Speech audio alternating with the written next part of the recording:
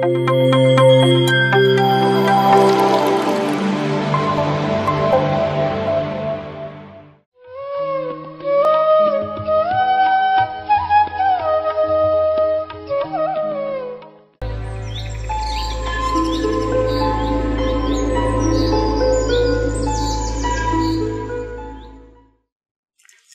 Friends, ಎಲ್ಲರಿಗೂ ಸ್ವಾಗತ to the another episode of Anastasia. ಮೊದಲಿನ ಎಲ್ಲ ವೀಡಿಯೋಸ್ ನೋಡಿದ್ದೀರಾ ಅಂತ ಅಂದ್ಕೊಳ್ತಾ ಇದ್ದೀನಿ. ಅಂದಾಗಲೇ ನಿಮ್ಗೆ ಇವತ್ತಿಂದು ಮಾತು ಅರ್ಥ ಆಗತ್ತೆ. ಇವತ್ತು ಅನಸ್ತಾಶಿಯಾ ತುಂಬ ರಿಯಾಲಿಟಿ ಚೆಕ್ ಅನ್ನೋ ಥರ ಒಂದು ಅನುಭವವನ್ನು ಇವತ್ತು ಶೇರ್ ಮಾಡ್ತಾ ಇದ್ದಾಳೆ. ಸೊ ಈ ಮಾತುಕತೆ ಅನಸ್ತಾಶಿಯಾ ಮತ್ತು ವ್ಲಾಡಿಮಿರ್ ಮಧ್ಯದಲ್ಲಿ ನಡೀತಾ ಇದೆ. ಅದ್ಭುತವಾದ ವಿಷಯಗಳನ್ನು ನಾವು ಅನಸ್ತಾಶಿಯಾ ಮೂಲಕ ಹೊಸ ದೃಷ್ಟಿಕೋನದಿಂದ ನಾವು ವಿಚಾರಗಳನ್ನು ತಿಳ್ಕೊಳ್ತಾ ಇದ್ದೇವೆ ಫ್ರೆಂಡ್ಸ್. ಮಾತುಕತೆ ನಡೀತಾ ಇದೆ ವ್ಲಾಡಿಮಿರ್ ಮತ್ತು ಅನಸ್ತಾಶಿಯಾ ಮಧ್ಯದಲ್ಲಿ. ಅನಸ್ತಾಶಿಯಾ ಹೇಳ್ತಾಳೆ, ನನಗೆ ಆಂಟ್ರಪ್ರಿನ್ಯೂರ್ಸ್ ಅಂದರೆ ಹೊಸತನವನ್ನು ಯಾವಾಗಲೂ ಯೋಚನೆ ಮಾಡಿ ಹೊಸ ಹೊಸ ವಿಚಾರಗಳ ಬಗ್ಗೆ ಕೆಲಸ ಮಾಡುವವರು, ಅದನ್ನು ಉದ್ಯೋಗ ರೀತಿಯಾಗಿ ಆಗಿರಬಹುದು, ಇಲ್ಲ ಈಗ ನಾವು ಸೋಷಿಯಲ್ ವರ್ಕರ್ಸ್ ನೋಡ್ತೀವಿ, ಇನ್ನೂ ಒಂದು ಹೊಸ ಐಡಿಯಾ ಬರುತ್ತೆ. ಎಸ್ಪೆಷಲಿ ಈಗಿನ ಯುವಕರು ಆ ಥರದ ಯೋಚನೆಯನ್ನು ಇಟ್ಕೊಂಡಿದ್ದಾರೆ. ಮೊದಲಿನ ಹಾಗೆ ಗೌರ್ಮೆಂಟ್ ಉದ್ಯೋಗ ಬೇಕು, ಪೆನ್ಷನ್ ಬೇಕು, ಆ ಥರದ ಯೋಚನೆಯನ್ನು ಬಿಟ್ಟು MBBS ಕಲ್ತರೂ ಸಹ ಹೋಗ್ಬಿಟ್ಟು ಹೋಟೆಲ್ ಬಿಸ್ನೆಸ್ ಸ್ಟಾರ್ಟ್ ಮಾಡೋರಿದ್ದಾರೆ. MBA ಮಾಡಿದವರು ಹೋಗಿ ಹಳೆ ಪಾತ್ರೆ ಸಾಮಾನುಗಳನ್ನ ಮಾರ್ತಾರಲ್ವ, ಆ ಥರ ಕಬಾಡಿವಾಲ ಆಗಿದ್ದಾರೆ. MBA ಮಾಡಿ ಎಷ್ಟೋ ಜನ ಟೀ ಶಾಪ್ಗಳನ್ನ ನಡೆಸ್ತಾ ಇದ್ದಾರೆ. MBA ಚಾಯ್ವಾಲ ನೀವೆಲ್ಲ ಕೇಳಿರ್ಬೋದು. ಸೊ ಇವರೆಲ್ಲ ಯಾರು ಅಂದರೆ, ಒಂದೇ ರೀತಿಯ ಯೋಚನೆ ಏನು ನಡೀತಾ ಇದೆಯೋ ಪ್ರಪಂಚದಲ್ಲಿ ಅದನ್ನು ಬಿಟ್ಟು ಯೋಚಿಸುವವರು. They are called entrepreneurs. Anastasia ಹೇಳ್ತಾಳೆ, ನನಗೆ ಆಂಟ್ರಪ್ರಿನ್ಯೂರ್ಸ್ ಕಂಡ್ರೆ ತುಂಬ ಖುಷಿ ನನಗೆ. ಯಾಕೆಂದರೆ ಅವರು ಮೊನೋಟೋನಿಯನ್ನು ಬ್ರೇಕ್ ಮಾಡ್ತಾ ಇದ್ದಾರೆ. ಒಂದೇ ರೀತಿಯಾಗಿ ಏನು ನಡೀತಾ ಇದೆಯೋ ಅದನ್ನು ಬ್ರೇಕ್ ಮಾಡಬೇಕು. ನಾನು ಯಾವಾಗಲೂ ಅವ್ರ ಸಲುವಾಗಿ ಏನಾದರೂ ಹೆಚ್ಚಿಗೆ ಮಾಡಬೇಕು ನನ್ನ ಕಡೆಯಿಂದ ಅಂತ ನನ್ನ ಪ್ರಯತ್ನ ಇರುತ್ತೆ. ನನಗೆ ಅವ್ರು ನೋಡಿದರೆ ಅಯ್ಯೋ ಪಾಪ ಅನಿಸುತ್ತೆ ಅಂತ ಹೇಳ್ತಾಳೆ. ಅವನು ಹೇಳ್ತಾಳೆ, ಅಯ್ಯೋ ಪಾಪ ಯಾಕೆ? ಅವರು ಹೊಸ ಬಿಸ್ನೆಸ್ ಮಾಡ್ಬೇಕು ಅಂದ್ಕೊಳ್ತಾ ಇದ್ದಾರೆ, ಹುಮ್ಮಸ್ಸಿನಿಂದ ಅವ್ರು ಇಷ್ಟಪಟ್ಟಿದ್ದನ್ನೇ ಮಾಡ್ತಾ ಇದ್ದಾರೆ. ಅದಕ್ಕಿಂತನಾ ಮಿಕ್ಕಿದವ್ರಂದರೆ ಅಯ್ಯೋ ಪಾಪ ಅನ್ಬೇಕಪ್ಪ. ಇವ್ರಿಗೇನು MBBS ಕಲ್ತರೂ ಇಲ್ಲಪ್ಪ ನಾನು ಡಾಕ್ಟ್ರ್ ಆಗಲ್ಲ, ನಾನು ಹೋಗ್ಬಿಟ್ಟು ಹೋಟ್ಲ್ ನಡೆಸ್ತೀನಿ ಅಂತ ತನ್ನ ಇಷ್ಟಕ್ಕೆ ತಾನು ಮಾಡ್ತಾ ಇದ್ದಾನಲ್ಲ, ಖುಷಿನೇ ಪಡ್ತಾ ಇದ್ದಾನೆ. ಅವನಿಗೆ ನೋಡಿದರೆ ಯಾಕೆ ನಿಮಗೆ ಇನ್ನೂ ಎಕ್ಸ್ಟ್ರಾ ಸಹಾಯ ಮಾಡ್ಬೇಕು ಅನಿಸ್ತಾ ಇದೆ ಅಂತ. ನಿಜ, ನಮಗೆ ಎಲ್ಲ ಹೊರ ಪ್ರಪಂಚದಲ್ಲಿ ಸೊಸೈಟಿಯಲ್ಲಿ ನಾವೇನು ನೋಡ್ತಾ ಇರ್ತೀವಿ, ಯಾರು ಖುಷಿಯಾಗಿರೋದು ಅಂತಂದರೆ ಬಿಸ್ನೆಸ್ ಮೆನ್ಗಳೇ. ಯಾರು ದುಃಖದಲ್ಲಿದ್ದಾರೆ ಅಂದರೆ ಪಾಪ ಪೆನ್ಷನ್ ಪಡೆಯೋರು, ಕೆಲಸ ಇಲ್ಲದವನು, ಮನೆ ಇಲ್ಲದವನು, ಅವನ ಮೇಲೆ ನಮಗೆ ಕನಿಕರ. ಪಾಪ ಅವ್ರಿಗೆ ಮನೆಯೇ ಇಲ್ಲ, ಬಾಡಿಗೆ ಮನೆಯಲ್ಲೇ ಇರ್ತಾರೆ. ಪಾಪ ಅವರಿಗೆ ಪೆನ್ಷನ್ ಮೇಲೆ ಜೀವನ ನಡೀತಾ ಇದೆ. ಪಾಪ ಅವ್ರಿಗೆ ಅದಿಲ್ಲ. ಇಲ್ಲದವರನ್ನು ನೋಡಿ ಕೆಲಸ ಇಲ್ಲ, ಉದ್ಯೋಗ ಇಲ್ಲ, ದುಡ್ಕೊಂಡು ತಿನ್ನಬೇಕು ಅಂದರೆ ಉದ್ಯೋಗ ಇಲ್ಲ, ಅವರನ್ನು ನಾವು ಕನಿಕರದಿಂದ ನೋಡ್ತೇವೆ. ಅದನ್ನೇ ವ್ಲಾಡಿಮಿರ್ ಹೇಳ್ತಾರೆ.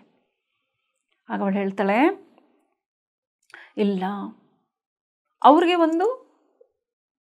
ಯಾವುದೇ ಬಿಗ್ಗರ್ ಡ್ರೀಮ್ಸ್ ಇಲ್ಲದೆ ಇರೋದ್ರಿಂದ ಅವ್ರಿಗೆ ಯಾವ ನಷ್ಟ ನಡೀತಾ ಇಲ್ಲ, ಬರೀ ಹೊಟ್ಟೆಪಾಡಿಗಾಗಿ ಜೀವನ ಇದೆ.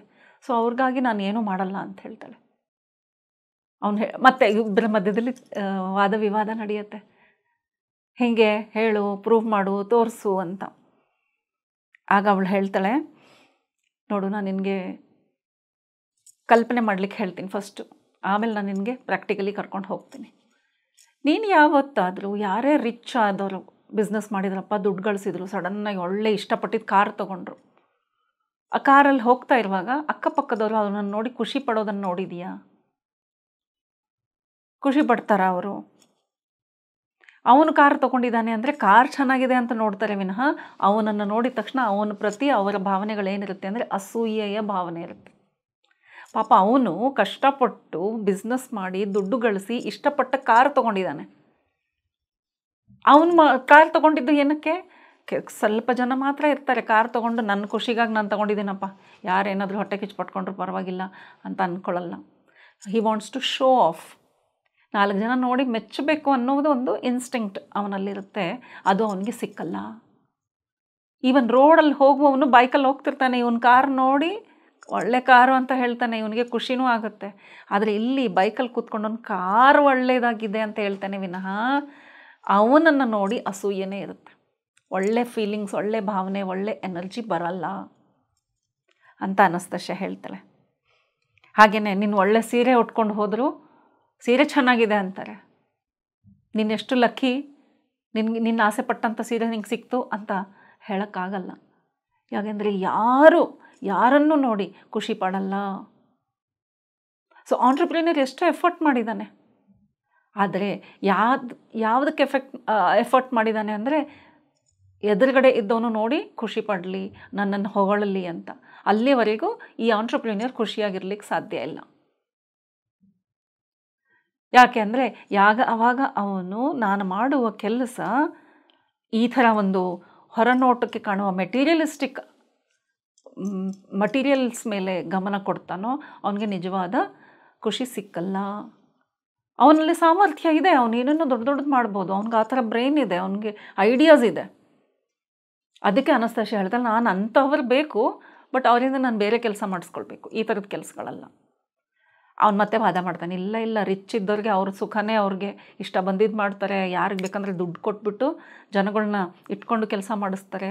ಯಾರನ್ನ ಬೇಕಾದರೂ ಕುಣಿಸ್ಬೋದು, ಯಾರನ್ನ ಬೇಕಾದರೂ ಕೂತ್ಕೊಳ್ತಾರೆ, ನಿಂತ್ಕೊಳ್ತಾರೆ. ಫ್ರೆಂಡ್ಸ್ ಸಹ ಹಂಗೆ ಆಗಿಬಿಡ್ತಾರೆ. ಸೊ ಅವರೇ ತುಂಬ ಲಕ್ಕಿ ಅಂತ. ಆಗ ಅವಳು ಹೇಳ್ತಾಳೆ, ಬಾ ಇಲ್ಲಿ ನಿನಗೆ ನಿಜವಾದ ಪ್ರಪಂಚ ತೋರಿಸ್ತೀನಿ ನಿನಗೆ ಅಂತ. ಮೊದಲಿಗೆ ಅವನಿಗೆ ಎಕ್ಸ್ಪ್ಲೇನ್ ಮಾಡಲಿಕ್ಕೆ ಪ್ರಯತ್ನ ಮಾಡ್ತಾಳೆ, ಯಾರು ಈ ಆಂಟ್ರಪ್ರಿನಿಯರ್ಸ್. ಅವಳು ಹೇಳ್ತಾಳೆ, ಹೇಗೆ ಈ ಇಡೀ ಭೂಮಿನಲ್ಲಿ ಒಂದು ಚಿತ್ರ ಬಿಡಿಸಿ ಅವನಿಗೆ ಎಕ್ಸ್ಪ್ಲೇನ್ ಮಾಡ್ತಾಳೆ. ಮೊದಲು ಒಂದು ಸಣ್ಣ ರೌಂಡ್ಸ್ ಮಾಡ್ತಾಳೆ. ಆ ಎಲ್ಲ ರೌಂಡ್ ಮಧ್ಯದಲ್ಲಿ ಒಂದೊಂದು ಡಾಟ್ ಇಡ್ತಾಳೆ. ಎಲ್ಲ ಸೇರಿಸಿ ಒಂದು ಸರ್ಕಲ್ ಡ್ರಾ ಮಾಡ್ತಾಳೆ. ಆಗ ಹೇಳ್ತಾಳೆ, ಇದು ನೋಡು, ಇದು ಪೂರ್ತಿ ಭೂಮಿ. ಈ ಭೂಮಿಯಲ್ಲಿ ಸಣ್ಣ ಸಣ್ಣ ಗುಂಪುಗಳು. ಆ ಗುಂಪಿನ ಮೇಲೆ ಯಾರ ಪ್ರಭಾವ ಬೀಳ್ತಾ ಇದೆ ಅಂದರೆ ಆ ಮಧ್ಯದಲ್ಲಿ ಒಂದು ಸೆಂಟರ್ ಪಾಯಿಂಟ್ ಇದೆ ಅಲ್ವಾ, ಅವರ ಪ್ರಭಾವ ಬೀಳ್ತಾ ಇದೆ. ಆ ಒಂದು ಡಾಟು ಒಂದು ಮನುಷ್ಯನೂ ಆಗಿರಬಹುದು, ಇಲ್ಲ ಅವರು ಸಹ ಒಂದು ಗ್ರೂಪ್ ಆಫ್ ಪೀಪಲ್ ಆಗಿರ್ಬೋದು, ಒಂದು 4 ಜನದ ಒಂದು ಗ್ರೂಪ್ ಆಗಿರ್ಬೋದು.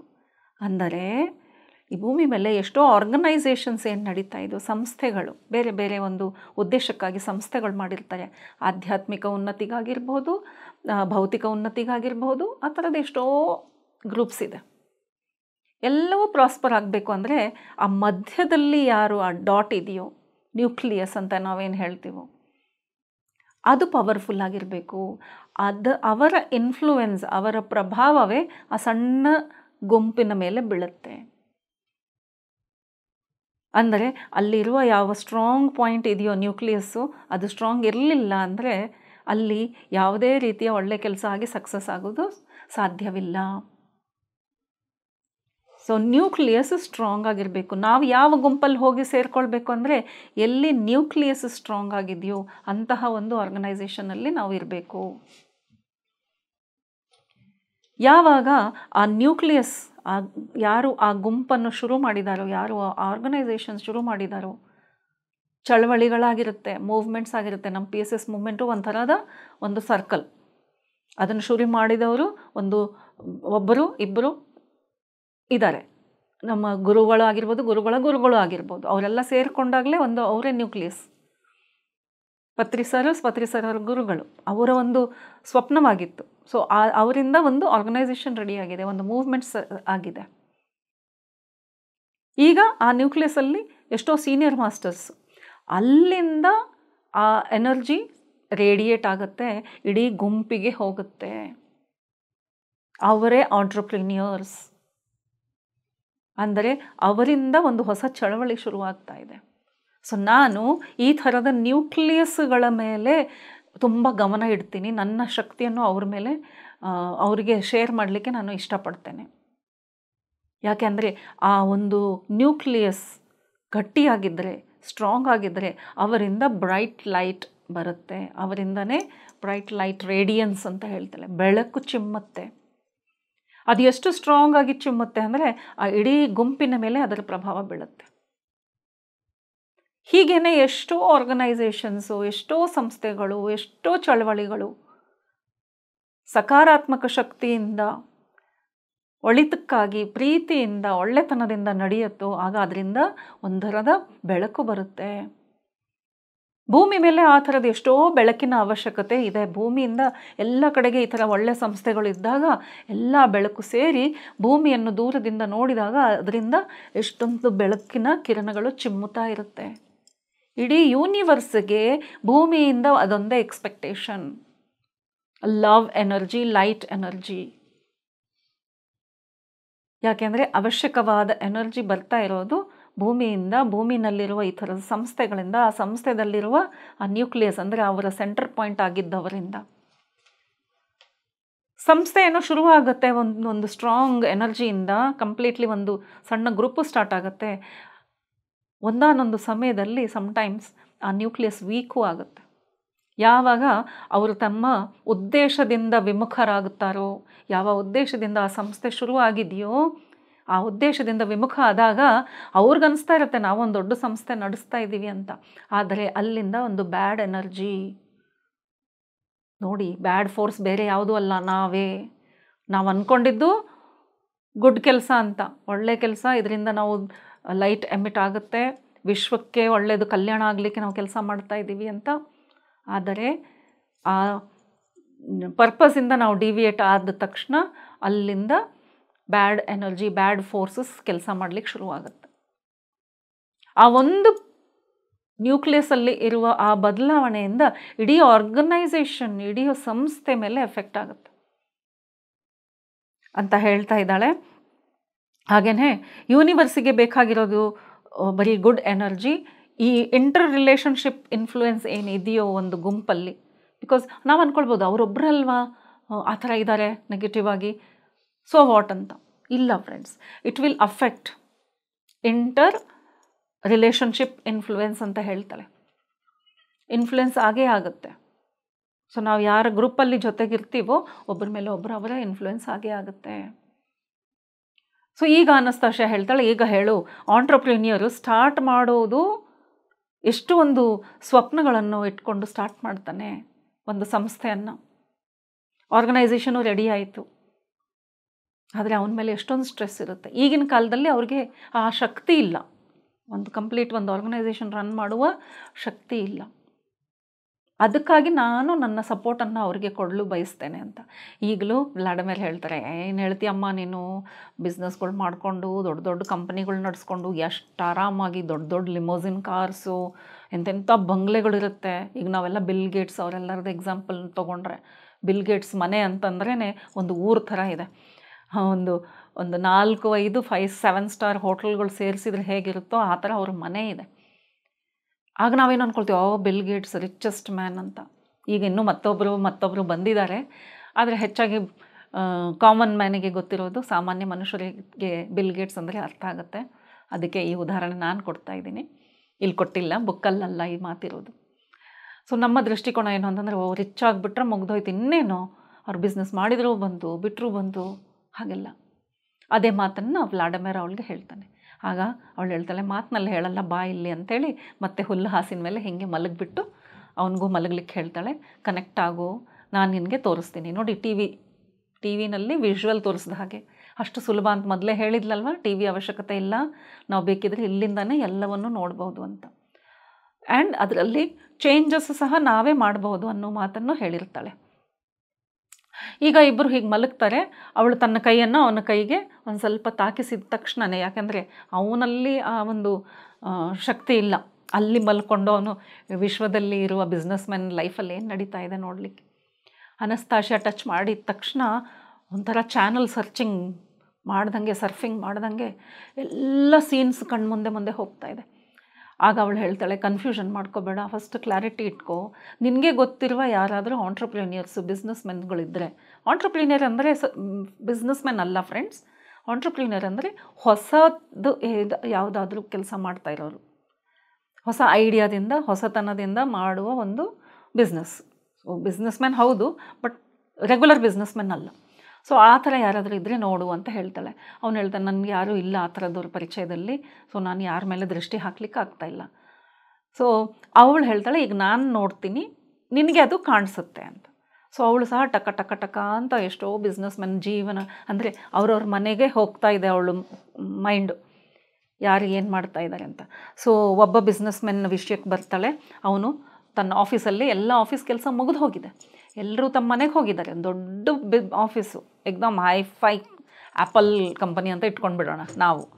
ಸೊ ಆ್ಯಪಲ್ ಕಂಪನಿ ಅಂತ ಇಟ್ಕೊಳ್ಳೋಣ. ಏನು ಆಫೀಸು, ಏನು ಲಕ್ಸುರಿಯಸ್ ಆಫೀಸು, ಎಲ್ಲ ವರ್ಕರ್ಸ್ ಹ್ಯಾಪಿ, ಎಲ್ಲರೂ ಹೋಗಿಬಿಟ್ಟಿದ್ದಾರೆ ಮನೆಗೆ, ಆಯಿತು ಆಫೀಸ್ ಟೈಮಿಂಗ್. ಇವನು ಮಾತ್ರ ತನ್ನ ಕ್ಯಾಬಿನಲ್ಲಿ ಕೂತ್ಕೊಂಡಿದ್ದಾನೆ, ಸ್ಮೋಕ್ ಮಾಡ್ಕೊಂಡು ಕೂತಿದ್ದಾನೆ. ಆವಾಗ ಹೇಳ್ತಾಳೆ, ನೋಡಪ್ಪ ಬಿಸ್ನೆಸ್ ಮೆನ್ ಕತೆ, ಎಷ್ಟು ದೊಡ್ಡ ಸಂಸ್ಥೆಯನ್ನು ರೆಡಿ ಮಾಡಿದ್ದಾನೆ, ಅವನ ಜೀವನದಲ್ಲಿ ಏನು ನಡೀತಾ ಇದೆ, ಒಂಟಿಯಾಗಿ ಕೂತ್ಕೊಂಡಿದ್ದಾನೆ, ಸ್ಮೋಕ್ ಮಾಡ್ತಾ ಇದ್ದಾನೆ, ಪಕ್ಕದಲ್ಲಿ ಯಾರೂ ಕೂತಿಲ್ಲ, ಫ್ರೆಂಡು ಇಲ್ಲ, ಫ್ಯಾಮ್ಲಿನೂ ಇಲ್ಲ. ಅವನ ಮನಸ್ಸು ಇನ್ನು ನಾಳೆ ಏನು ಮಾಡಬೇಕು, ಅವನೇನು ಬೇಜಾರದಲ್ಲಿಲ್ಲ, ಅವನು ಟೆನ್ಸ್ ಆಗಿದ್ದಾನೆ, ಸ್ಟ್ರೆಸ್ಸಲ್ಲಿದ್ದಾನೆ. ಇವತ್ತೇನಾಯಿತು ಅಂತ ಇವತ್ತಿಗೆ ಮುಗಿಸಲ್ಲ, ನಾಳೆ ಏನು ಮಾಡಬೇಕು, ಇನ್ನೂ ಬೇರೆ ಪ್ರಾಜೆಕ್ಟ್ ಯಾವ್ದು ಮಾಡಬೇಕು, ಮೈಂಡ್ ಓಡ್ತಾನೆ ಇರುತ್ತೆ. ಆಂಟ್ರಪ್ರಿನರ್ಸ್ ಅಂದರೆ ಒಂದು ನಿಮಿಷ ಕೂತ್ಕೊಳ್ಳೋಕ್ಕಾಗಲ್ಲ, ಹೊಸ ಹೊಸ ವಿಚಾರ ಬರ್ತಾ ಇರುತ್ತೆ. ಸೊ ಮತ್ತೆ ಅವಳು ಹೇಳ್ತಾಳೆ, ನೋಡು ಇದು ಕತೆ. ಇನ್ನೊಂದು ಬಿಸ್ನೆಸ್ ಮೆನ್ ಕಡೆಗೆ ಕ್ಯಾಮ್ರಾ ತಿರುಗಿಸ್ದಂಗೆ ಅವಳ ಮನಸ್ಸನ್ನು ತಿರುಗಿಸ್ತಾಳೆ. ನೋಡ್ತಾರೆ, ಓ ರಿಚ್ ಬಿಸ್ನೆಸ್ ಮ್ಯಾನ್, ಸಂಜೆ ಆಗಿದೆ, ಎಲ್ರಿಗೂ ಪಾರ್ಟಿ ಕೊಟ್ಟಿದ್ದಾನೆ, ದೊಡ್ಡ ಸ್ವಿಮ್ಮಿಂಗ್ ಪೂಲು, ಎಲ್ಲ ಹುಡುಗಿಯರು ಪಕ್ಕದಲ್ಲಿದ್ದಾರೆ, ಕೇಕೆ ಹಾಕ್ತಾ ಇದ್ದಾರೆ, ಕುಡಿತಾ ಇದ್ದಾರೆ, ಮಜ್ವಾಗಿದೆ. ಅವನು ಹೇಳ್ತಾನೆ, ನೋಡು ಬಿಸ್ನೆಸ್ ಮ್ಯಾನ್ ಅಂದರೆ ಓ ಎಷ್ಟು ಎಂಜಾಯ್ ಮಾಡ್ತಾ ಇದ್ದಾನೆ ಅಂತ. ಆಗ ಝೂಮ್ ಇನ್ ಅನ್ನೋ ಥರ ಅವಳು ಝೂಮ್ ಇನ್ ಮಾಡಿ ಅವನ ಮನಸ್ಸಲ್ಲಿ ಹೋಗಿ ತೋರಿಸ್ತಾಳೆ, ಆ ಬಿಸ್ನೆಸ್ ಮ್ಯಾನ್ ಮನಸ್ಸಲ್ಲಿ ಏನು ನಡೀತಾ ಇದೆ ನೋಡು ಅಂತ. ನಗ್ತಾ ಇದ್ದಾನೆ, ಓ ಅಂತ. ಇಲ್ಲಿ ಖಾಲಿ, ಮನಸ್ಸಿಗೆ ಆನಂದ ಇಲ್ಲ, ಮನಸ್ಸಲ್ಲಿ ಬೇರೆ ಏನೋ ನಡೀತಾ ಇದೆ. ಸೊ ಇದು ಒಬ್ಬ ಬಿಸ್ನೆಸ್ ಮ್ಯಾನ್, ಒಬ್ಬ ಆಂಟ್ರಪ್ರಿನಿಯರ್ ಜೀವನದಲ್ಲಿ ನಡೀತಾ ಇರೋದು ಅಂತ ತೋರಿಸ್ತಾರೆ. ಅವನ ಫೇಸಲ್ಲಿ ಯಾವುದೇ ಕಳೆ ಇಲ್ಲ, ಸುಮ್ಮನೆ ನಗ್ತಾ ಇದ್ದಾನೆ ವಿನಃ ಎಲ್ಲ ಫೇಕ್. ಕೃತ್ರಿಮವಾದ ನಗೆ, ಕೃತ್ರಿಮವಾದ ಆನಂದ, ಕೃತ್ರಿಮವಾದ ಫ್ರೆಂಡ್ಸ್, ಕೃತ್ರಿಮವಾದ ಪಾರ್ಟಿ. ಅವನಿಗೆ ಆನಂದ ಇಲ್ಲವೇ ಇಲ್ಲ, ಅವನ ಮುಖದಲ್ಲಿ ಆ ನಗು ಇಲ್ಲ. ಸರಿ, ಮತ್ತೊಂದು ಕ್ಯಾಮ್ರಾ ಮತ್ತೆ ಇನ್ನೊಂದು ಫ್ಯಾಮಿಲಿ ಕಡೆಗೆ ಹೋಗುತ್ತೆ. ಹೀಗೆ ಹುಡುಕ್ತಾಳೆ ಅಂದರೆ ಕಣ್ಣು ಮುಂದೆ ಎಷ್ಟೋ ಬಿಸ್ನೆಸ್ ಮೆನ್ ಬರ್ತಾ ಇದ್ದಾರೆ. ಅಂದರೆ ಆಲ್ ಓವರ್ ದ ವರ್ಲ್ಡ್, ಪ್ರಪಂಚಾದ್ಯಂತ ಇರುವ ಎಲ್ಲ ಬಿಸ್ನೆಸ್ ಮೆನ್ ಅವಳು ಕಣ್ಣು ಮುಂದೆ ಬಂದು ಹೋಗ್ತಾ ಇದ್ದಾರೆ. ಅವಳು ಯಾರನ್ನು ನೋಡ್ಬೇಕಂತಾಳೆ ಅಲ್ಲಿ ಮಾತ್ರ ಝೂಮ್ ಇನ್ ಆಗುತ್ತೆ. ಎಂಥ ವಿಶೇಷವಾದ ದೃಷ್ಟಿ ಅಲ್ವಾ ಇದು, ನಾವು ಕಲ್ಪನೆ ಮಾಡಲಿಕ್ಕೂ ಆಗಲ್ಲ. ಬಟ್ ನಮ್ಮಲ್ಲಿ ಆ ಶಕ್ತಿ ಇದೆ ಅಂತ ಮತ್ತೆ ಮತ್ತೆ ಪದೇ ಪದೇ ಹೇಳ್ತಾನೆ ಇರ್ತಾಳೆ ಅನಸ್ತಾಶಿಯಾ. ಈಗ ಇನ್ನೊಂದು ಬಿಸ್ನೆಸ್ ಮ್ಯಾನ್ ಮನೆಗೆ ಹೋಗಿದ್ದಾಳೆ. ಒಳ್ಳೆ ಪರಿವಾರ ಇದೆ, ಮಕ್ಕಳು, ಹೆಂಡತಿ ತುಂಬ ಪ್ರೀತಿ ಮಾಡ್ತಾ ಇದ್ದಾಳೆ, ಮಕ್ಕಳು ಆಟ ಆಡ್ತಾ ಇದ್ದಾರೆ, ಆನಂದವಾಗಿ ಕೂತ್ಕೊಂಡು ಅವ್ರ ಜೊತೆಲೂ ಅವನು ಸಮಯ ಕಳೀತಾ ಇದ್ದಾನೆ, ಏನೋ ಟೀ ಕಾಫಿ ಕುಡ್ಕೊಂಡು ಏನೋ ಒಂದು ಮಾಡಿಕೊಂಡು. ನೋಡು ಎಷ್ಟು ಆನಂದವಾಗಿದ್ದಾನೆ ಫ್ಯಾಮ್ಲಿ ಜೊತೆಯಲ್ಲಿ. ಇದಪ್ಪ ಬಿಸ್ನೆಸ್ ಮ್ಯಾನ್ ಲೈಫ್ ಅಂದರೆ, ಓ ದುಡ್ಡು ಬರ್ತಾ ಇದೆ, ಕೆಲಸನೂ ಆಯಿತು, ಮನೆಗೆ ಬಂದು ಫ್ಯಾಮ್ಲಿ ಜೊತೆಲೂ ಸುಖವಾಗಿದ್ದಾನೆ ಅಂತ. ಅವಳು ಹೇಳ್ತಾಳೆ, ನೋಡ್ತಾ ಇರು ಅಂತ. ಹಾಗೆ ನೋಡ್ತಾ ಇರುವಾಗ ಒಂದು ಕಾಲ್ ಬರುತ್ತೆ. ಕಾಲ್ ಬಂದ ತಕ್ಷಣ ಅವನು ಫೋನ್ ಕಾಲ್ ತೊಗೊಳ್ತಾನೆ, ಏನೋ ಒಂದು ಇಂಪಾರ್ಟೆಂಟ್ ವಿಷಯ ಇರ್ಬೋದು. ಸೊ ಫ್ಯಾಮ್ಲಿ ರೂಮಿಂದ ಆಚೆ ಹೋಗ್ತಾನೆ. ಸಡನ್ಲಿ ಯಾವ ಖುಷಿ ಇತ್ತೋ ಮುಖದಲ್ಲಿ ಆ ಖುಷಿ ಹೋಯಿತು. ಫುಲ್ಲು ಟೆನ್ಷನ್ನು, ಕೋಪದಲ್ಲಿ ಹಿಂಗೆ ಕೈ ಕಾಲಾಡಿಸಿ ಮುಖ ಹಿಂಗೆ ಮಾಡಿಕೊಂಡು ಫೋನಲ್ಲಿ ಮಾತಾಡ್ತಾ ಇದ್ದಾನೆ. ಹಾಗೆಯೇ ಏನು ಬಂತು ಮಾತು, ಫೋನ್ ಕೆಳಗೆ ಬಿಸಾಕ್ಬಿಟ್ಟು ತಲೆ ಹಿಡ್ಕೊಂಡು ಕೂತ್ಕೊಳ್ತಾನೆ. ಶಾಶ್ವತವಾದ ಆನಂದವಾಗಿದ್ದರೆ ಅವನು ಯಾವಾಗಲೂ ಅದೇ ಸ್ಥಿತಿಯಲ್ಲಿ ಇರ್ತಾ ಇದ್ದ.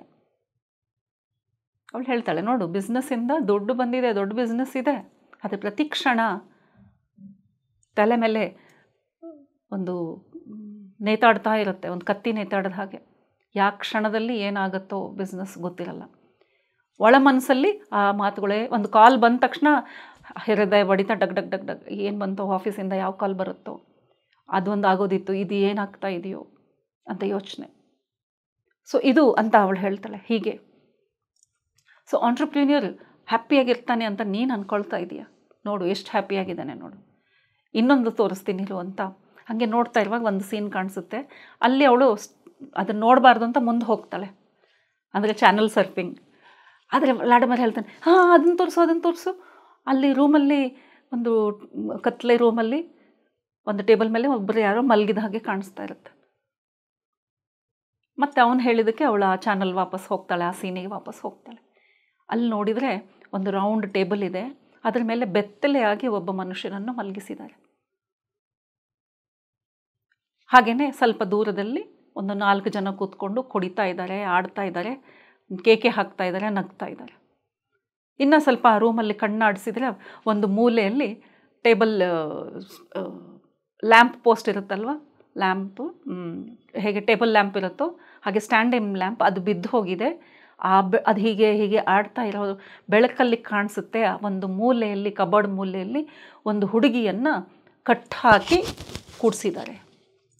ಫುಲ್ ಟೇಪ್ ಹಾಕಿದ್ದಾರೆ. ಅವಳ ಬಾಯಿಗೂ ಟೇಪ್ ಇದೆ, ಕೈಗೂ ಟೇಪ್ ಇದೆ. ಅವಳನ್ನು ಬೆತ್ತಲೆ ಆಗಿ ಟೇಪಲ್ಲಿ ಸುತ್ತಿ ಕೂಡಿಸಿದ್ದಾರೆ. ಅವಳ ಕಣ್ಣಲ್ಲಿ ಭಯ. ಇವರು 4 ಜನ ಕೂತ್ಕೊಂಡು ಏನು ಮಜಾ ಮಾಡ್ತಾ ಇರ್ತಾರೆ. ಅವರು ಇವನ ಕಡೆಗೆ ನೋಡಿ ನೋಡಿ ನಗ್ತಾ ಇರ್ತಾರೆ, ಅವಳ ಕಡೆಗೆ ನೋಡಿ ನೋಡಿ ನಗ್ತಾ ಇರ್ತಾರೆ. ಅಷ್ಟರಲ್ಲೇ ಒಬ್ಬನು ಎದ್ದು ಏನು ಮಾಡ್ತಾನೆ ಅಂದರೆ, ಯಾವುದು ಕುಡಿತಾ ಇರ್ತಾನೋ ಆಲ್ಕಹಾಲು, ಅದನ್ನು ತೊಗೊಂಡು ಬಂದು ಆ ಮಲಗಿರುವ ಮನುಷ್ಯನ ಎದೆ ಮೇಲೆ ಆ ಆಲ್ಕಹಾಲನ್ನು ಸುರಿತಾನೆ. ಸುರಿದ ಮೇಲೆ ಆ ಹುಡುಗಿ ಕಣ್ಣಲ್ಲಿ ಗಾಬರಿ, ಅವನ ಕಣ್ಣಲ್ಲಿ ಗಾಬರಿ. ಅವನನ್ನು ಆ ಟೇಬಲ್ಗೆ ಕಟ್ ಹಾಕಿದ್ದಾರೆ. ಅಷ್ಟರಲ್ಲೇ ಆ ಮನುಷ್ಯ ಏನು ಮಾಡ್ತಾನೆ, ಕಡ್ಡಿ ಗೀಚಿ ಅವನ ಎದೆಗೆ ಬೆಂಕಿ ಹಚ್ತಾನೆ. ಅನಸ್ತಾಶಿಯ ಒದ್ದಾಡಿ ಹೋಗ್ಬಿಡ್ತಾಳೆ. ಅದೇನು ಕನೆಕ್ಷನ್ ಮಾಡಿ ಇದನ್ನು ನೋಡ್ತಿರ್ತಾಳೋ ಎದ್ಬಿಟ್ಟು ಒಂಥರ ಸಂಕಟ ಆಗಿಬಿಡುತ್ತೆ ಅವಳಿಗೆ.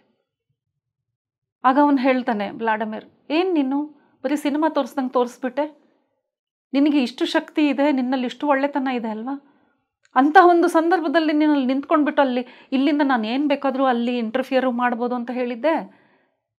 ನೀನು ಅವನನ್ನು ಕಾಪಾಡಬೇಕನ್ನೋದು ನಿನ್ನ ಧರ್ಮ ಅಲ್ವಾ, ಇಷ್ಟೆಲ್ಲ ನಾಲೆಜ್ ಇದ್ಕೊಂಡವಳು ಅಂತ ಕೇಳ್ತಾಳೆ ಅಂತ ವ್ಲಾಡಮಿರ್ ಹೇಳ್ತಾನೆ. ಅವಾಗ ಅನಸ್ತಾಶಿಯ ಹೇಳ್ತಾಳೆ, ಸಮಯ ಮೀರಿ ಹೋಗಿದೆ, ಎಲ್ಲಿವರೆಗೆ ಅವ್ರ ಹೆಲ್ಪ್ ಕೇಳಲ್ವೋ, ನಾನು ಹೆಲ್ಪ್ ಕೊಡಬೇಕಂದ್ರೂ ಅವ್ರು ಅದಕ್ಕೆ ರೆಡಿಯಾಗಿರಬೇಕು, ಪಾತ್ರರಾಗಿರಬೇಕು. ಅಂತಂದರೆ ಆ ಥರ ಒಂದು ಸಾಮರ್ಥ್ಯವನ್ನು ಅವ್ರು ಹೊಂದಿರಬೇಕು. ನಾನು ಇಲ್ಲಿಂದ ಕಳಿಸಿದ್ರು ಅವ್ರು ರಿಸೀವ್ ಮಾಡಲಿಕ್ಕೆ ಅಲ್ಲಿ ಕ್ಲಾರಿಟಿನೇ ಇರಲ್ಲ. ಅವ್ರು ಅಷ್ಟೊಂದು ಡಾರ್ಕ್ ಎನರ್ಜಿಯಲ್ಲಿ ತುಂಬಿಕೊಂಡಿರ್ತಾರೆ. ಅಂದರೆ ನಾವು ಬಿಲ್ಕುಲ್ ಆಸೆಯನ್ನೇ ಇಟ್ಕೊಳ್ಳಲ್ಲ, ಆ ಥರದ ಯೋಚನೆಯನ್ನು ಇಟ್ಕೊಳ್ಳಲ್ಲ ಅಂದರೆ ಆ ದೇವರು ಏನೂ ಮಾಡೋಕ್ಕಾಗಲ್ಲ. ಅಂದರೆ ಥಾಟ್ಸಲ್ಲಿ ತುಂಬ ತುಂಬ ಪವರ್ ಇರುತ್ತೆ. ನೀನು ಯಾವತ್ತೂ ಒಳ್ಳೆಯ ವಿಚಾರನೇ ಮಾಡದೇ ಇದ್ದಾಗ ನನ್ನ ಜೊತೆಲಿ ಒಳ್ಳೆಯದೇ ನಡಿಬೇಕು ಅಂದರೆ ಹೇಗೆ ನಡೆಯುತ್ತೆ? ಅಟ್ಲೀಸ್ಟ್ ನೀನು ಊಹೆ, ಕಲ್ಪನೆ, ಆಸೆ, ಕನಸು, ಅದರಲ್ಲಿ ನೀನು ಏನೇನೋ ಒಳ್ಳೆಯದನ್ನು ನೋಡ್ತಾ ಇದ್ದರೆ, ಪಾಸಿಟಿವ್ ಥಿಂಗ್ಸ್ ನೋಡ್ತಾ ಇದ್ದರೆ, ಬ್ರೈಟರ್ ಥಿಂಗ್ಸ್ ನೋಡ್ತಾ ಇದ್ದರೆ, ಒಂದಾನೊಂದು ಗ್ಯಾಪಲ್ಲಿ ಆ ಒಳ್ಳೆತನ ನಮಗೆ ಬಂದು ಸೇರಲಿಕ್ಕೆ ಅವಕಾಶವಾಗಿರುತ್ತೆ. ಅನಸ್ತಾಶಿಯ ಹೇಳ್ತಾಳೆ, ನಾನು ಇಂಟರ್ಫಿಯರ್ ಮಾಡೋಕ್ಕಾಗಲ್ಲ, ಎಲ್ಲ ಅಲ್ಲಿ ಕರ್ಮ ರಿಲೇಟೆಡ್ ಆಗಲಿ, ಮೈಂಡ್ ರಿಲೇಟೆಡ್ ಆಗಲಿ ಎಲ್ಲವೂ ನಡೆದು ಹೋಗ್ತಾ ಇದೆ, ನನ್ನ ಇಂಟರ್ಫಿಯರೆನ್ಸ್ ಆಗಲ್ಲ. ಅವನಿಗೆ ಕೋಪ ಬಂದ್ಬಿಡುತ್ತೆ. ಇಷ್ಟು ದಿನ ನೀನು ಹೇಳಿದ ದೊಡ್ಡ ದೊಡ್ಡ ಮಾತುಗಳೆಲ್ಲ ವ್ಯರ್ಥ, ನೀನೇನೋ ದೊಡ್ಡದಾಗಿ ಪ್ರಪಂಚ ಉದ್ಧಾರ, ಯೂನಿವರ್ಸ್ ಉದ್ಧಾರ ಅಂತೆಲ್ಲ ಮಾತಾಡಿದ್ದೆಲ್ಲ ಸುಮ್ಮನೆ, ಯಾವ ಶಕ್ತಿ ಏನೂ ಇಲ್ಲ ನಿನಗೆ, ಅದಕ್ಕೆ ನೀನು ಸುಮ್ಮನೆ ಏನೋ ಹೇಳ್ತಾ ಇದೆಯಾ. ನಿನ್ನಲ್ಲಿ ಆ ಶಕ್ತಿಯೇ ಇದ್ದಿದ್ದರೆ, ನಿನ್ನ ರೇಸ್ ಅಷ್ಟು ಸ್ಟ್ರಾಂಗೇ ಆಗಿದ್ದರೆ ನೀನು ಆ ಮನುಷ್ಯನನ್ನು ಉಳಿಸ್ಬೋದಿತ್ತಲ್ಲ, ನೀನೇನಾದರೂ ಮಾಡ್ಬೋದಿತ್ತಲ್ಲ ಅಂತ ಮತ್ತೆ ಅವನ ಭಾಷೆಯಲ್ಲಿ ಅವನು ಸರಿಯಾಗಿ ಅವಳಿಗೆ ಬಾಯಿಗೆ ಬಂದ ಹಾಗೆ ಬೈತಾನೆ. ಆಗ ಅವಳು ಸುಮ್ಮನೆ ಕಣ್ಣು ಮುಚ್ಕೊಂಡು ಕೂತ್ಕೊಂಡು ಅವನು ನೋಡ್ತಾನೆ, ಇವನೇನೋ ಬೈಕೊಳ್ತಾ ಇದ್ದಾನೆ, ಅವಳು ಮಾತ್ರ ಹಾಗೆ ಕೂತಿದ್ದಾಳೆ. ಆದರೆ ಈ ಸರ್ತಿ ಅವಳು ಹೀಗೆ ಕೈ ಎತ್ತಿ ಮಾಡ್ತಾ ಇಲ್ಲ. ಆದರೆ ಕೂತ್ಕೊಂಡಲ್ಲೇ ತನ್ನ ಏನೋ ಒಂದು ಕೆಲಸ ಮಾಡ್ತಾ ಇದ್ದಾಳೆ. ಏನು ಮಾಡ್ತಾ ಇದ್ದಾಳೆ ಅವ್ನಿಗೆ ಅರ್ಥ ಆಗಲ್ಲ. ಅದ್ರಲ್ಲಿ ಸಡನ್ನಾಗಿ ನೋಡ್ತಾನೆ, ಅವಳ ಬಣ್ಣ ಗುಲಾಬಿ, ಹೆಲ್ದಿ ಬಾಡಿ ಸುಂದರಿ ಅವಳು. ಅವಳ ಬಣ್ಣ ಹಾಗೆ ನೀಲಿ ಬಣ್ಣಕ್ಕೆ ಹೋಗೋದನ್ನು ನೋಡ್ತಾನೆ. ತುಟಿ ಎಲ್ಲ ಕಪ್ಪಗಾಗ್ತಾ ಇದೆ. ಅವಳು ಹಾಗೆ ನಿಸ್ತೇಜವಾಗಿ ಬಿದ್ದು ಹೋಗ್ಬಿಡ್ತಾಳೆ. ಇವನಿಗೆ ಗಾಬರಿ ಆಗುತ್ತೆ. ಯಾಕಂದರೆ ಕಾಡಲ್ಲಿದ್ದಾರೆ, ಯಾವ ಡಾಕ್ಟ್ರ್ ಇಲ್ಲ, ಒಂದೇನು ಅವನಿಗೆಲ್ಲ ಸೈನ್ಸ್ ಏನೂ ಗೊತ್ತಿಲ್ಲ ಹೆಂಗೆ ಕಾಪಾಡಬೇಕು ಅನ್ನೋದು. ಅವಳನ್ನು ಅಲ್ಲಾಡಿಸ್ತಾನೆ, ಮಾಡ್ತಾನೆ, ಕೆನ್ನೆ ತಟ್ಟಿ ಎಬ್ಬಿಸ್ತಾನೆ. ಅವಳು ಕಣ್ಣೇ ಬಿಡ್ತಾ ಇಲ್ಲ. ಅವನಿಗೆ ಗಾಬರಿ ಆಗುತ್ತೆ. ಏನಾಯಿತು ಇವಾಗ, ಏನಾಯಿತು, ಇದು ಏನು ನಡೀತು ಇಲ್ಲಿ ಅಂತ. ತುಂಬ ಹೊತ್ತಾದಮೇಲೆ ಅವಳು ನಿಧಾನಕ್ಕೆ ಕಣ್ಣು ಬಿಡ್ಲಿಕ್ಕೆ ಆಗದೆ ಸ್ವಲ್ಪ ಕಣ್ಣುಗಳನ್ನು ಬಿಟ್ಟು ಧ್ವನಿನೂ ಹೊರಗೆ ಬರ್ತಾ ಇಲ್ಲ. ನಿಧಾನಕ್ಕೆ ಹೇಳ್ತಾಳೆ, ಹೆದರ್ಕೋಬೇಡ ವ್ಲಾಡಮಿರ್ ಅಂತ. ಆಗ ಅವ್ನು ಕೇಳ್ತಾನೆ, ಏನಾಯಿತು, ಸಡನ್ನಾಗಿ ಏನಾಯಿತು ಅಂತ. ನೀನು ಇಷ್ಟು ಹೇಳಿದೆ ಅಲ್ಲ ಅವ್ರಿಗೆ ಹೆಲ್ಪ್ ಮಾಡು ಅಂತ, ನನ್ನಲ್ಲಿರುವ ಎಲ್ಲ ಶಕ್ತಿಯನ್ನು ಸೇರಿಸಿ ನಾನು ಹೋಗಿ ಅಲ್ಲಿ ಪ್ರಯತ್ನ ಪಟ್ಟೆ, ನಾನು ಉಳಿಸ್ಲಿಕ್ಕೆ ಆಗಲಿಲ್ಲ. ಆದರೆ ನನ್ನ ಎನರ್ಜಿ ಫುಲ್ ಯೂಸ್ ಮಾಡ್ಕೊಂಡ್ಬಿಟ್ಟೆ ನಾನು, ಹೀಗಾಗಿ ನನ್ನಲ್ಲಿ ಇವಾಗ ಈ ಎನರ್ಜಿ ಇಲ್ಲ. ನೋಡಿ, ಬೇಡವಾದ ಕೆಲಸದಲ್ಲಿ ನಮ್ಮ ಎನರ್ಜಿಯನ್ನು ಇಂಟರ್ಫಿಯರ್ ಮಾಡಬಾರ್ದು. ಅಲ್ಲಿ ಅದು ಸಕ್ಸಸ್ಸು ಆಗಲಿಲ್ಲ, ಪ್ಲಸ್ ಇವಳು ತನ್ನ ಎನರ್ಜಿಯನ್ನು ಕಳ್ಕೊಂಡ್ಬಿಟ್ಲು. ಅವಳು ಹೇಳಿದ್ಲು, ಎಷ್ಟು ಎಲ್ಲ ಎನರ್ಜಿ ನಾನು ಅಲ್ಲಿ ಕಳ್ಕೊಂಡ್ಬಿಟ್ಟಿದ್ದೇನೆ ಅಂದರೆ ನನಗೆ ಈಗ ಸ್ವಲ್ಪ ದಿನಗಳೇ ಬೇಕಾಗುತ್ತೆ ನಾನು ಮತ್ತೆ ನನ್ನ ಎನರ್ಜಿಯನ್ನು ಮತ್ತೆ ಗಳಿಸ್ಲಿಕ್ಕೆ. ಸೊ ವ್ಲಾಡಿಮಿರ್, ಈಗ ನನಗೆ ಮಾತಾಡಲಿಕ್ಕೂ ಆಗಲ್ಲ, ಸಾರಿ, ನೀನು ಮತ್ತೆ ವಾಪಸ್ ಹೋಗುವ ಸಮಯ ಬಂತು. ನಿನ್ನನ್ನು ನಾನು ಆ ಹಡಗಿನವರೆಗೆ ನಿಧಾನವಾಗಿ ಕರ್ಕೊಂಡು, ಯಾಕೆಂದರೆ ದಾರಿ ಗೊತ್ತಿಲ್ವಲ್ಲ, ಹೇಗಾದರೂ ಕಷ್ಟಪಟ್ಟು ನಿನಗೆ ಅಲ್ಲಿ ತನಕ ತಲುಪಿಸ್ತೇನೆ. ಆದರೆ ನನಗೆ ನಿನಗೆ ಇನ್ನೂ ಹೆಚ್ಚಿನ ಮಾತು ಹೇಳೋಕೆ ಇನ್ನೇನು ಉಳಿದಿಲ್ಲ. ಏನಿದ್ರು ಇನ್ಮೇಲೆ ನಾನು ಟೆಲಿಪತಿ ಮೂಲಕ ಏನು ಹೇಳಬೇಕು, ನನ್ನ ಎನರ್ಜಿ ಮೂಲಕ ಏನು ಹೇಳಬೇಕು ನಿನಗೆ ತಲುಪಿಸ್ತೇನೆ. ಇದು ಇನ್ನು ಆಯಿತು, ಇವತ್ತಿನ ಈ 3 ದಿನದ ಭೇಟಿ ಇಲ್ಲಿಗೆ ಹೀಗೆ ಮುಕ್ತಾಯ ಆಗ್ತಾ ಇರೋದು ನಂಗೆ ಇಷ್ಟ ಆಗ್ತಾ ಇಲ್ಲ. ಬಿಕಾಸ್ ನಾನು ಸಂತೋಷವಾಗಿ ಆನಂದಪೂರ್ವಕವಾಗಿ ನಿನಗೆ ಬೆಳ್ಕೊಡ್ಬೇಕು ಅಂತ ಇದ್ದೆ, ಫೇರ್ವೆಲ್ ಮಾಡಬೇಕು ಅಂತ ಇದ್ದೆ. ನನ್ನಿಂದ ಈಗ ಆಗಲ್ಲ, ನಾನು ಶಾರೀರಿಕವಾಗಿ ಕಂಪ್ಲೀಟ್ಲಿ ಡೌನ್ ಆಗಿಬಿಟ್ಟಿದ್ದೇನೆ ಅಂತ ಹೇಳಿ ನಿಧಾನವಾಗಿ ಅವನಿಗೆ ಆಶ್ಚರ್ಯ ಆಗುತ್ತೆ. ಎಂಥ ಶಕ್ತಿಶಾಲಿ ಹೆಣ್ಮಗಳು ಸಡನ್ನಾಗಿ ಒಂದು ಸತ್ತ ಹಾವು ಥರ ಬಿದ್ದು ಹೋಗ್ಬಿಟ್ಟಿದ್ದಾಳೆ. ಕಷ್ಟಪಟ್ಟು ಅವನು ಕೂಡಿಸಿದ್ರೆ ಅವಳಿಗೆ ಸ್ವಲ್ಪ ಕೂತ್ಕೊಳ್ಳೋಕೆ ಸಾಧ್ಯ ಆಗ್ತಾ ಇದೆ. ಇನ್ನು 25 ಕಿಲೋಮೀಟರ್ ನಡ್ಕೊಂಡು ಹೋಗಿ ಇವನಿಗೆ ಮತ್ತೆ ಆ ಶಿಪ್ ಹತ್ರ ಬಿಡಬೇಕು. ಸೊ ಹಾಗೆ ಹೀಗೆ ನಿಧಾನವಾಗಿ ಅಂತಹ ಶಕ್ತಿಹೀನ ಪರಿಸ್ಥಿತಿಯಲ್ಲಿಯೂ ಅವನನ್ನು ಕರ್ಕೊಂಡು ನಿಧಾನವಾಗಿ ಬರ್ತಾಳೆ. ಹಡಗಿನ ಹತ್ರ ಬಂದು ಅವನಿಗೆ ಹೇಳ್ತಾಳೆ, ಹೋಗ್ಬಿಟ್ಟು ನೀನು ಬುಕ್ ಬರೀತೀಯಾ, ಸಮಯ ಆಗುತ್ತೆ ಒಂದೇ ಸ್ವಲ್ಪ ದಿನದ್ದು, ಮರಿಬೇಡ ನನ್ನನ್ನು ಅಂತ ಹೇಳಿ ಬೆಳ್ಕೊಡ್ತಾಳೆ. ಸರಿ, ಇವರು ಶಿಪ್ಪಿಗೆ ಹೋಗ್ತಾರೆ. ದೂರ ನಿಜಾನೇ, ಹಾಗೆಯೇ ಇವಳಿಗೀಗ ಧ್ವನಿಯಲ್ಲೂ ಆ ಶಕ್ತಿ ಇಲ್ಲ ಕೂಗಿ ಏನಾದರೂ ಹೇಳಲಿಕ್ಕೆ. ಬೋಟ್ ಸ್ಟಾರ್ಟ್ ಮಾಡ್ತಾರೆ, ಹೋಗ್ಲಿಕ್ಕೆ ಶುರು ಆಗುತ್ತೆ ಬೋಟು. ಇನ್ನೇನು ಅದು ಬೋಟ್ ಹೋಗ್ತಾ ಇರುತ್ತೆ, ಅನಸ್ತಾಶಿಯಾಗೆ ಏನೋ ಗೊತ್ತಾಗಿ ಕಿರ್ಚಿ ಹೇಳಲಿಕ್ಕೆ ಹೋಗ್ತಾಳೆ, ಹೀಗೆ ಕೈ ಸನ್ನೆ ಮಾಡಿ. ಅವನಿಗೆ ಅದು ಅರ್ಥ ಆಗಲ್ಲ. ಅವನಿಗೆ ವಿಚಿತ್ರ ಅನಿಸುತ್ತೆ, ಅಯ್ಯೋ ಹುಷಾರಿಲ್ಲ, ಸುಮ್ಮನೆ ಒಂದು ಕಡೆ ಕೂತ್ಕೋಬಾರ್ದ ಅಂತ. ಅವ್ರು ಮೊದಲೇ ಹೇಳಿದ್ಲಲ್ಲ ಲಾಸ್ಟ್ ಟೈಮು ಅವನ ಹಡಗಲ್ಲಿ ಹೋಗುವಾಗ ಹೇಗೆ ಅವರ ಹಡಗಿನ ಜೊತೆಗೆ ಓಡ್ಕೊಂಡು ಹೋಗಿದ್ರು ಅಂತ. ಅದೇ ಥರ ಇವನ ಹಡಗು ಅಂದರೆ ಅದೇನು ಸಾಮಾನ್ಯ ಹಡಗ, ಎಲ್ಲ ಪವರ್ ಮಿಷಿನ್ ಇರೋದು, ಝೊಯ್ ಅಂತ ಹೋಗುತ್ತೆ. ಆದರೆ ಇವಳು ಅಂದರೆ ಅಷ್ಟು ಚಿಕ್ಕದು, ಆ ಚಿಕ್ಕ ಬೋಟು ಹೋಗಿ ದೊಡ್ಡ ಬೋಟ್ ಹತ್ತಿರ ಹೋಗಬೇಕು. ಅದು ಹೋಗ್ತಾ ಇದ್ದರೆ ಇವಳು ಕೈ ಸನ್ನೆ ಮಾಡಿಕೊಂಡು ಹಿಂದೆ ಓಡ್ತಾನೇ ಇದ್ದಾಳೆ. ಇವನು ಅಲ್ಲಿಂದ ಹೇಳ್ತಾನೆ, ಸಾಕು ಅನಸ್ತಾಶಿಯಾ, ಓಡಬೇಡ, ನಿಂಗೆ ಹುಷಾರಿಲ್ಲ, ಕೂತ್ಕೊ ನೀನು, ವಾಪಸ್ ಹೋಗು ಅಂತ ಇವನು ಹೇಳ್ತಾ ಇದ್ದಾನೆ. ಅವಳು ಏನೋ ಹೇಳ್ತಾ ಇದ್ದಾಳೆ, ಅವನಿಗೆ ಅದು ಕಿವಿಗೆ ಕೇಳ್ತಾ ಇಲ್ಲ. ಮೋಟರ್ ಶಬ್ದ, ನೀರಿನ ಶಬ್ದ, ಮತ್ತು ದೂರ ಇರೋದ್ರಿಂದ. ಹಾಗೇ ಅವಳು ಅವನ ಜೊತೆಗೆ ಓಡ್ತಾ ಇದ್ದಾಳೆ. ಬೋಟು ಹೋಗ್ತಾ ಇದೆ, ಅವಳು ಓಡ್ತಾ ಇದ್ದಾಳೆ. ಒಂದು ಡಿಸ್ಟೆನ್ಸ್ ಆಗಿದ ಮೇಲೆ ಅಲ್ಲಿಗೆ ಆ ಬೆಟ್ಟ ಮುಗಿದು ಹೋಗುತ್ತೆ. ಸಮುದ್ರ ದಂಡೆ ಅಲ್ವಾ, ಆ ಬೆಟ್ಟ ಮುಗಿದು ಹೋಗುತ್ತೆ. ಆಮೇಲೆ ಅಲ್ಲಿ ಬಿದ್ದೋಗ್ಬಿಡ್ತಾರೆ. ಅವನಿಗೆ ಅದು ಭಯ, ಅಯ್ಯೋ ಈ ಹುಡುಗಿ ನೋಡ್ತಾ ಇಲ್ಲ, ಹಿಂಗೆ ಓಡ್ತಾ ಇದ್ದಾಳೆ, ಬಿದ್ದೋಗ್ಬಿಡ್ತಾಳೆ ಅಂತ. ಇವನು ಹೇಳ್ತಾ ಇದ್ದಾನೆ, ನಿಂತ್ಕೋ, ಅಲ್ಲಿ ಮುಂದೆ ದಾರಿ ಇಲ್ಲ, ನಿಲ್ಲು ಅಂತ. ಅವಳು ಇನ್ನೊಂದೇನೋ ಹೇಳ್ತಾ ಇದ್ದಾಳೆ, ಅವನಿಗೆ ಅರ್ಥ ಆಗ್ತಾ ಇಲ್ಲ. ಇನ್ನೇನು ಅವಳು ಹಿಲ್ ಎಂಡಿಂಗ್ವರೆಗೆ ಬರ್ತಾಳೆ. ಎಲ್ಲ ಶಕ್ತಿಯನ್ನು ಕೂಡಿಸಿ ಜೋರಾಗಿ ಶಬ್ದವನ್ನು ತೆಗೆದು, ವ್ಲಾಡಿಮಿರ್, ಅಲ್ಲಿ ಒಂದು ದೊಡ್ಡ ಬಂಡೆ ಇದೆ ನೀರಲ್ಲಿ, ನಿನ್ನ ಬೋಟನ್ನು ತಿರುಗಿಸು ಅಂತ ಗಟ್ಟಿಯಾಗಿ ಕೂಗಿ ಹೇಳ್ತಾಳೆ. ಆ ಮಾತು ಕೇಳಿದ ತಕ್ಷಣ ಅಲ್ಲಿ ಡ್ರೈವ್ ಮಾಡ್ತಾ ಇರೋರು ಸ್ಟೀರಿಂಗ್ ತಿರುಗಿಸ್ತಾರೆ. ಅಷ್ಟಕ್ಕೊಂದು ಸ್ವಲ್ಪ ಬಂಡೆಗಲ್ಲು ತಗಲುತ್ತೆ. ಆಗ ಅವ್ರಿಗೆ ಭಯ ಆಗುತ್ತೆ. ಅವಳಿಗೆ ಹೇಗೆ ಗೊತ್ತು ಆ ಸಮುದ್ರದಲ್ಲಿ ಅಲ್ಲಿ ಆ ಥರದ್ದಿದೆ? ಅದು ಅವಳು ಹೇಳದೆ ಹೋಗಿದ್ರೆ ಡೈರೆಕ್ಟ್ಲಿ ಹೋಗಿ ಆ ಬಂಡೆಗೆ ತಗಲಿ ಆ ಬೋಟು ಛಿದ್ರ ಆಗಿ ಅವ್ರಿಗೆ ಕಂಪ್ಲೀಟ್ಲಿ ಅವನ ಪ್ರಾಣಕ್ಕೂ ಅಪಾಯ ಆಗೋ ಥರ ಒಂದು ಘಟನೆ ಆಗಿರೋದು. ಆಗ ಅವಳ ಶಕ್ತಿಯಲ್ಲಿ, ಅವಳ ವಿಶ್ವಾಸದಲ್ಲಿ, ಅವಳ ನೋಟ ಅಂತ ಹೇಳಬೇಕು, ದಿವ್ಯ ದೃಷ್ಟಿಯಲ್ಲಿ ಅವನಿಗೆ ವಿಶ್ವಾಸನೂ ಬರುತ್ತೆ. ಹಾಗೆಯೇ ಪ್ರೀತಿ ಉಕ್ಕಿ ಬರುತ್ತೆ ಅವನಿಗೆ. ಯಾರೇ ಆಗಿದ್ರೆ ಇಷ್ಟು ಹುಷಾರಿಲ್ಲ ಅಂದರೆ ಏನಂತೀವಿ, ಹೋಗಿ ಬರಪ್ಪ ಅಲ್ಲಿಂದನೇ ನನಗೆ ಕಾಲ್ ಮಾಡಿ ಅಂತ. ಬಟ್ ಅವಳಲ್ಲಿರುವ ಅಪರಿಮಿತವಾದ ಶಕ್ತಿಯನ್ನು ಅರ್ಥಕೊಳ್ತಾನೆ. ಇಂಥ ಸ್ಥಿತಿಯಲ್ಲೂ ಅವಳಲ್ಲಿ ಅಷ್ಟು ಶಕ್ತಿ ಇದೆ ಅಂತ. ಸೊ ಇನ್ನು ವ್ಲಾಡಿಮಿರ್ ಮನೆಗೆ ಹೋಗಿ ಇನ್ನು ಕಾಂಟಂಪ್ಲೇಷನ್ ಹೇಗೆ ಮಾಡ್ತಾನೆ ಅನ್ನೋದು ಮುಂದಿನ ಅಧ್ಯಾಯದಲ್ಲಿ ನೋಡೋಣ ಫ್ರೆಂಡ್ಸ್.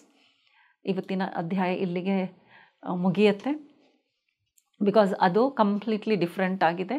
ಅನಸ್ತಾಶಿಯಾ ಹೇಳುವುದೇನೆಂದರೆ, ನಾನು ನಿಮ್ಮನ್ನು ಕರೆಸ್ಕೊಂಡಿರುವುದು ಬರೀ ನನ್ನ ಇರುವ ಟ್ಯಾಲೆಂಟ್ ತೋರಿಸೋದಕ್ಕಲ್ಲ.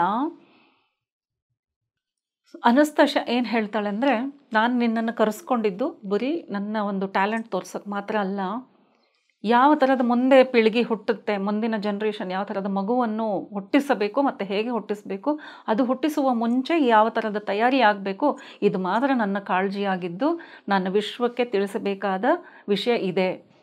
ಏನು ಅಂದರೆ, ನೀವು ಹೇಗೆ ಇವತ್ತು ಜೀವಿಸಿಬಿಟ್ಟು ಮುಂದಿನ ಪೀಳಿಗೆಗೆ ನೀವು ಯಾವ ಥರದ ಭೂಮಿಯನ್ನು ಪ್ರಕೃತಿಯನ್ನು ತಯಾರಾಗಿಡಬೇಕು, ಮತ್ತು ಆ ಮಕ್ಕಳನ್ನು ಹೇಗೆ ಕನ್ಸೀವ್ ಮಾಡಬೇಕು, ಅಂದರೆ ಹೇಗೆ ಅವರನ್ನು ಕನ್ಸೀವ್ ಮಾಡಬೇಕು ಆ್ಯಂಡ್ ಅವರನ್ನು ಹೇಗೆ ಬೆಳೆಸಬೇಕು. ಸೊ ಸ್ಕೂಲಿಂಗಿಂದ ಹಿಡಿದು ಆಹಾರದಿಂದ, ಮದುವೆಯಿಂದ, ಮಕ್ಕಳು ಹೇರುವುದು ಮತ್ತು ಮಕ್ಕಳನ್ನು ಬೆಳೆಸೋದು, ಈ ವಿಷಯವೇ ನನಗೆ ಪ್ರಮುಖವಾದ ಸಬ್ಜೆಕ್ಟ್ ಆಗಿದ್ದು ನಾನು ಮತ್ತೆ ಈ ವಿಷಯಗಳನ್ನು ನಿನಗೆ ತಿಳಿಸ್ತೇನೆ. ಸಮಯ ಬಂದಾಗ ನಿನ್ಗೆ ಆವಾಗ ನೀನು ಅದನ್ನು ಹೊರ ಪ್ರಪಂಚಕ್ಕೆ ತಿಳಿಸ್ತೀಯ, ಮತ್ತು ಇಡೀ ವಿಶ್ವವು ಇದನ್ನು ಸ್ವೀಕಾರ ಮಾಡಿ ಅದೇ ರೀತಿಯಾಗಿ ನಡ್ಕೊಳ್ತಾರೆ. ಬದಲಾವಣೆಗಳು ಆಗುವ ಸಮಯ ಬಂದಿದೆ ಅಂತ ಅನಸ್ತಾಶಿಯಾ ಹೇಳ್ತಾ ಇದ್ದಾಳೆ. So as my dear friends, next ಎಪಿಸೋಡ್ಲಿಂದ ತುಂಬ ಕಂಫರ್ಟೇಬಲ್ಲಾಗಿ ಕೂತ್ಕೊಂಡು ಕೇಳಬೇಕಾದದ್ದು. ಆಗ ನಮಗೆ ಮಕ್ಕಳನ್ನು ಬೆಳೆಸುವ ರೀತಿಯನ್ನು ಅನಸ್ತಾಶಿಯಾ ನಮಗೆ ತಿಳಿಸ್ಕೊಡ್ತಾಳೆ. ಸೊ ಇವತ್ತಿನ ಸಂಚಿಕೆಯನ್ನು ಇಲ್ಲಿಗೆ ಮುಗಿಸೋಣ. Thank you very much. ಎಲ್ಲರೂ ಅನಸ್ತಾಶಿಯಾಗೆ ಪ್ರೀತಿ ಕೊಡ್ತಾ ಇದ್ದೀರಾ. ಹೀಗೇ ಅದರ ಜೊತೆಲೆ ಕನೆಕ್ಟ್ ಆಗಿರಿ, ಈ ನಾಲೆಜ್ಗೆ ಕನೆಕ್ಟ್ ಆಗಿರಿ. ಹಾಗೆಯೇ ಅವಳು ಹೇಳುವ ಯಾವ ಉದ್ದೇಶ ಏನಿದೆಯೋ ಅದನ್ನು ನಮ್ಮ ಜೀವನದಲ್ಲಿ ನಾವು ಅಳವಡಿಸ್ಕೊಳ್ಳೋಣ ಅಂತ ಹೇಳ್ತಾ ಇವತ್ತಿನ ಸಂಚಿಕೆಯನ್ನು ಇಲ್ಲೇ ಮುಗಿಸೋಣ. Thank you very much. Please subscribe PMC Kannada channel.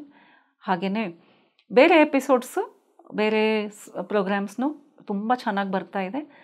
ಅದನ್ನೆಲ್ಲವೂ ನೋಡಿ ಹೀಗೇ ಪ್ರೀತಿ ತೋರಿಸ್ತಾ ಇರಿ ಅಂತ ಹೇಳ್ತಾ ಇವತ್ತಿನ ಸಂಚಿಕೆಯನ್ನು ಮುಗಿಸೋಣ. Thank you. ನಮಸ್ಕಾರ.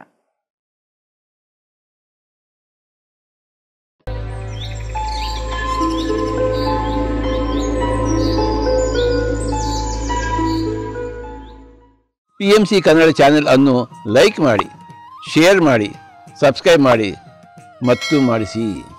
ಎಲ್ಲರಿಗೂ ಧನ್ಯವಾದಗಳು.